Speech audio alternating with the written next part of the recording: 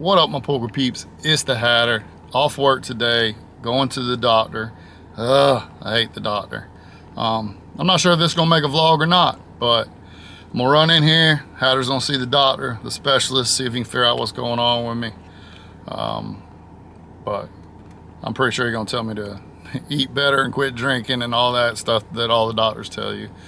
So we're gonna jump in there. But since I'm over here on a different side of my little small town, there's a poker room I used to go to way back in the day, and I've heard it's kind of like went way downhill. I'm not even sure if it's gonna have games, but as long as the doctor's appointment don't go too long, we're gonna shoot down there, looking at a spot we went to probably 15 years ago to play and see what it looks like, and maybe there'll be some games and we can jump into action and see what the Hatter can do. All right, y'all. Like I said, this may be vlog 11 or this may be nothing, but we'll see.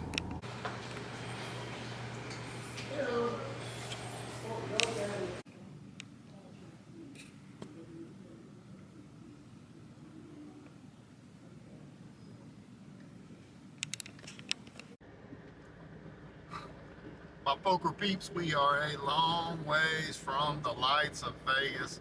Looking for this poker room we used to play at back in the day. It's up here on the left, and we'll see what it looks like. Well, there's some cars there. There's some cars there. That's a good sign. That's a good sign. Maybe we can get a game. Maybe we can jump in a game right here. Let's see. Oof. It's looking rough, y'all. It's looking rough. Definitely not what I remember. Got some semis coming, but there we go. See if we can catch the sign right here. The old Ocala Poker and Highlight Room. Oh, let's see, let's see. Been a long time.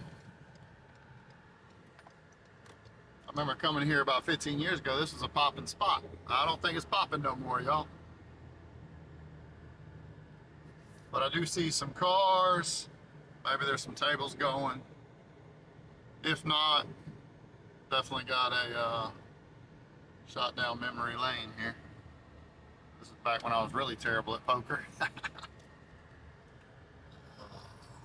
a few cars. Give you a look at the building here. You can see it's definitely not what it used to be, by no means. Look at them old satellite dishes. Oh, get it right here.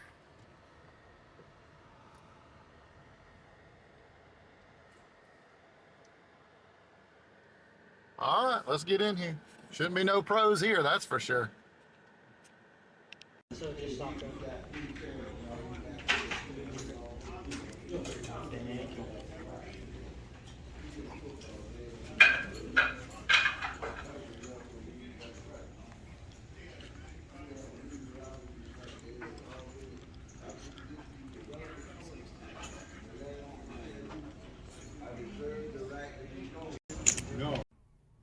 All right, so we sit down. We've been there about 10 minutes, and one orbits went by. We're in the big blind, and the straddle is on. So we're playing 1-2. Straddle's 5. Get 3 callers. It comes to us. I look down at pocket 6s. From what I've seen from this table, a squeeze probably ain't gonna work here. So I'm gonna go ahead and put in Operation Set Mine with the pocket 6s. So I go ahead and throw in the 3 to complete the straddle. See what the straddle's gonna do. The straddle ends up just checking, so we're going 5 ways to a flop. The flop comes 6, 7, 8. So we do bink a set here, but with it pretty much being, I mean, it's pretty much a limp pot. So at this point, we're thinking, and I'm gonna go ahead and check. And the middle position, the person that is left of the straddle was under the gun pretty much, leads out for 35. Now they could have 4-5, they could have 9-10, they could have all this. The guy to the left of him folds. It goes over to the person straight across the table from me. I'm in seat 3, so they're straight across the table. He flats the 35. It comes to me.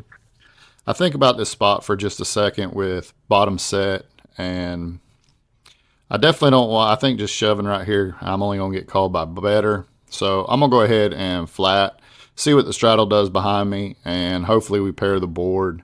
Which, I mean, they could have a bunch of 2-pair combos like 7-8 here. Like I said, I blocked most of the combos with a 6 since I held all but one of the 6s at this point. But 9-10, The person that flats behind is the interesting person, because I'm wondering, like, I don't think they would have a straight here because they should be go ahead and raise unless they're just on the full trap.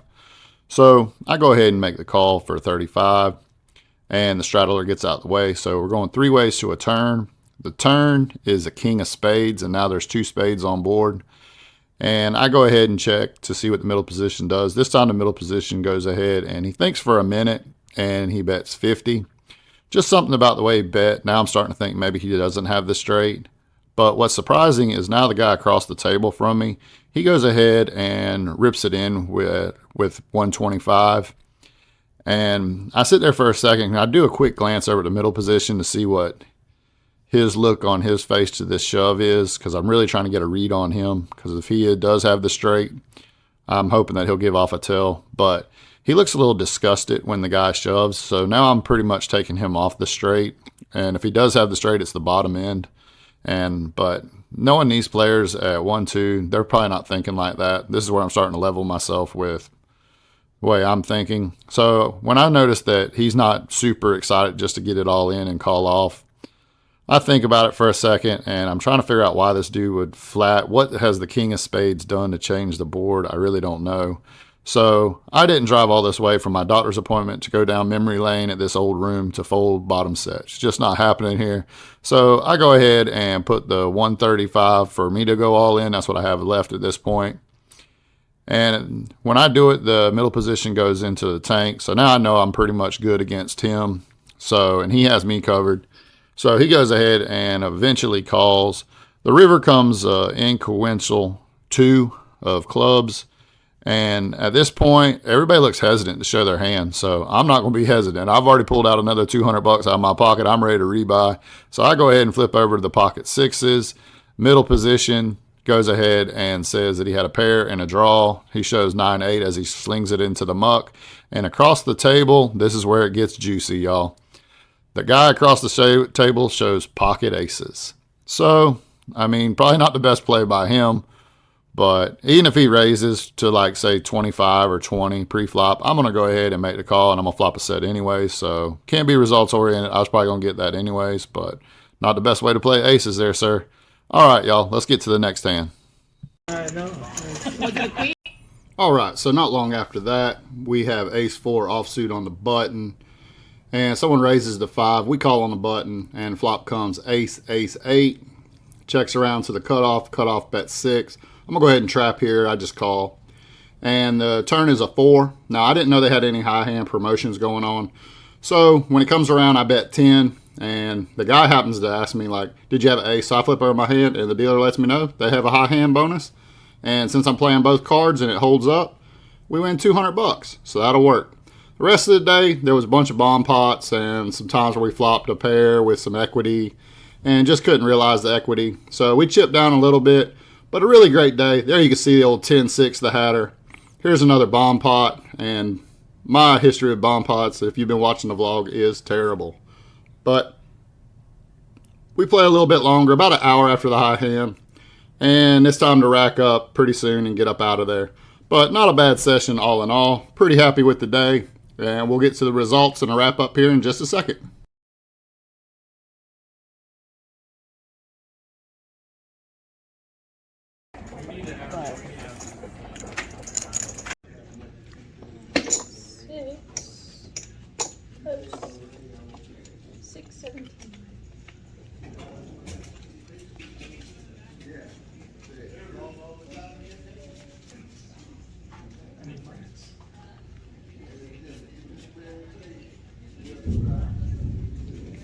Well, that don't sound good. 1, 2, 3, 4, 5, 6. All right, so as you can see, room's it's a little outdated, but they told me that they're actually moving to another location. That's why they ain't upgraded, which is cool. But I just want to say the people I played with, awesome. And the staff, awesome. Super nice people. Very willing to talk to me about things. And when I asked about filming, they were like, well, we kind of ain't got a filming policy, but as long as you don't make it too obvious, you know, they ain't gonna make a big deal of it, which is cool. But the new room is gonna be called Ocala Bets, and I'm gonna reach out to them and see how they feel about me coming and vlogging, because I want to bring the action from the table to y'all. So hopefully I'll find somewhere here in Florida that'd be a little bit more willing to work with the Hatter. All right, but as you can see, we hit a high hand. That'll work. And 417, an hour and a half. Nice bump to the bankroll, especially in a 1-2 game. All right, so great overall experience, and it was a great shot going down memory lane and thinking about where I was back in the day. I want to say the last time that I played back here was like 07, 08 maybe. So really cool. So let's go ahead and hit down the road here and see if we can find something else to bring y'all today.